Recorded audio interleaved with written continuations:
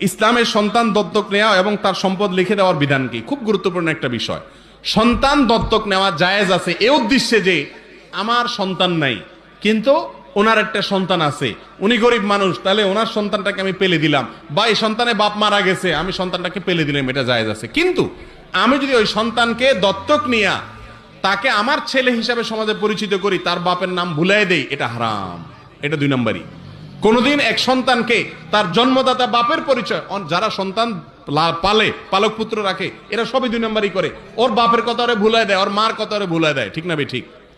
জন্মদাতা বাপ, গর্ভধারণকারিণী মা, এটা আপনি কোটি টাকা দিয়ে কখনোই তাদের এই পরিচয় কিনতে পারবেন না। এই জন্য আল্লাহ কোরআনে বলছেন উদউহুম লিআবাইহিম, তাদেরকে পালক রাখেন ঠিক আছে, কিন্তু তাদেরকে বলবেন তোমার বাপ অমুক মা অমুক। অনেকে লুকায় রাখে, বুড়া বয়সে এবার ছেলে বড় হওয়ার পরে ফাঁস হয়ে যায়, এবার তো আর ধরে রাখতে পারে না, ছেলের তো আবেগ আমার বাপ মা সেখানে।